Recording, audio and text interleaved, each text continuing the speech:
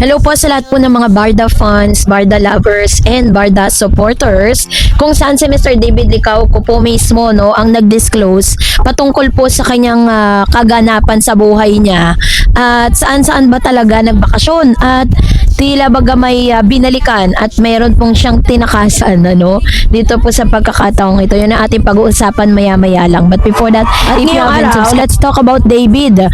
Kung saan meron po siyang binalikan at talagang dito po in-interview si Mr. David Licauco at pinatunayan sa kanyang interview kung anong purpose ng kanyang pagbisita sa kanyang pinagmulan kasi baka mamaya meron na namang nagpapakalat ng mga fake news patungkol kay David na si David daw ay may kadate dahil totoo ngang dalawa yung destinasyon na pinuntahan niya at yan po ay pinost niya po mismo sa kanyang IG sa kabila kasi ng patuloy na pagtaas ng kanyang kasikatan bilang isa sa pinaka-in-demand na leading man sa Kapuso Network. Pinatunayan ni David Licauco na hindi pa rin niya nakakalimutan ang pinakamahalagang aspeto ng kanyang buhay, ang kanyang pamilya. Kamakailan lamang ibinahagi ng aktor ang pagpunta sa Bicol kung saan nagkaroon siya ng quality time kasama ang kanyang mga mahal sa buhay. Ito'y isang simpleng bakasyon na masasabing may mas malalim na kahulugan kaysa sa karaniwang celebrity getaway. So ayon sa ulat, ito panoorin natin para lubos nating maunawaan yung aking pong sinasabi dito kung saan na-interview si Mr. David Licauco. Let's watch this. Chika Minute, pasok! Ngayon, Senior Star David Licauco bilang team captain ng Sparkle Stars sa upcoming celebrity basketball game. Nakichika kay Athena Imperial. Sinulit ni Never Say Die star David Licauco ang ilang araw na quality time with his family. After his trip in Melbourne, Australia, bumisita rin siya sa kanyang pamilya sa probinsya. Nagpunta ako ng Bicol for my lola's birthday. Taga doon kasi yung mother side ko. Much needed rest. Birthday pala ng lola niya. Kailangan at ginusto ko rin talaga makita yung relatives ko in Bicol. Pinaghahandaan ni David ngayon kasama ang kanyang basketball teammates from Sparkle GMA Artists Center ang pagtatapat ng ABS-CBN at GMA Celebrities sa gaganaping bida sa Arena Celebrity Basketball Tournament. Kabilang sa teammates ni David ang BFF na si Dustin Yu, sina Raver Cruz, Mavi Legaspi, So, yun. Andre Paras, Gibson Tan, Will Ashley at iba pa. Yun. Pangarap ko na makalaban yung kabila diba? Kasi wala lang, to represent GMA, diba? So for us na mga taga-Sparkle from GMA, gusto namin pakita na magagaling din yung mga Sparkle mag-basketball. Mamayang gabi sa Never Say Die, madidiskubre na ba ni Andrew ang itinatagong pagkatao ni Tomas? Papunta na kami doon. So actually very exciting na yung mga mangyayari sa Never Say Die.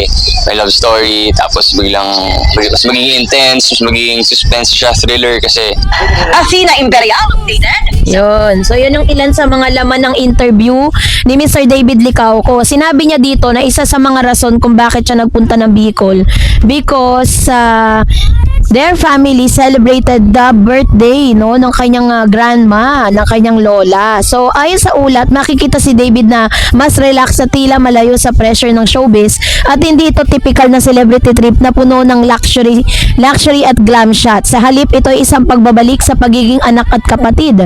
Isang identity na madalas na natatabunan ng kanyang image bilang pambansang Ginoo. So, hindi rin lingid sa kaalaman ng marami na si David ay isa sa pinaka-busiest actor ngayon. Lalo na matapos ang sunod-sunod niyang proyekto tulad ng mga teleserye at endorsement.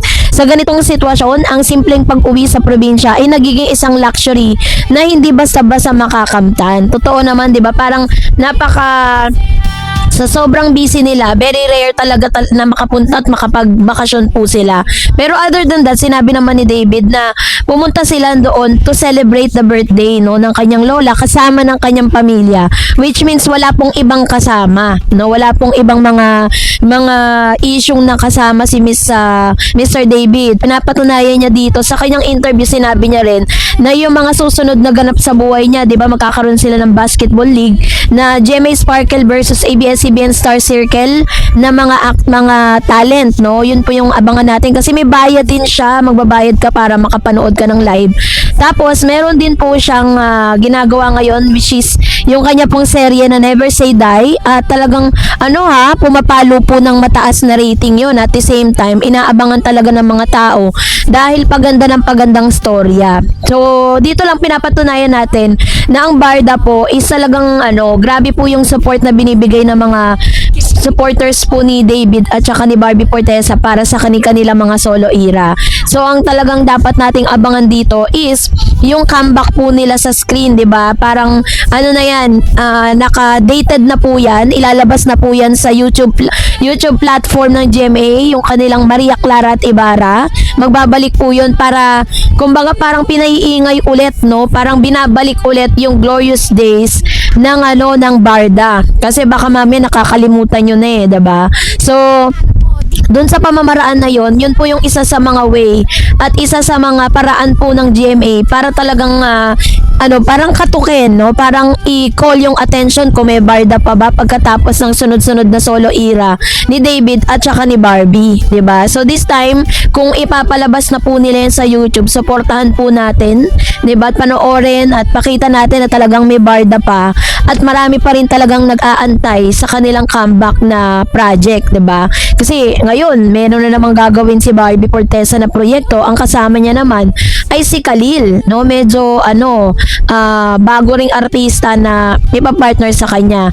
And hindi natin alam kung ano ang magiging papel ni Khalil doon, kung sila ba ay magkatambal or sila ba ay magka-love team doon. At si Barbie at si Sharon Cuneta naman ay gaganap bilang mag-ina. So yun po yung dapat nating abangan. Ano ba magiging takbo ng storya? Dahil talagang sinasabak na si Barbie sa mas mabibigat na mga eksena at mas pabigat na mga actors na talagang sa kanya, pinapartner sa kanya. Una si Miss Charo Santos, isa sa mga premyadang actress yan. Tapos sinabayan pa ng isa pang premyadang actress din. At ngayon, Sharon Cuneta, talagang lumilevel up si Miss Barbie. Susunod na si Miss Maricel Soriano, tapos si Miss Vilma Santos. Lahat po ng mga title sa showbiz ay makakasama niya. So yun yung dapat nating abangan patungkol po kay Barbie and David Licauco. And that's it for today. For more videos and updates, please don't forget to like and subscribe, and please don't forget to follow my Facebook page, Dar Eds TV and Dar Eds channel. God bless everyone!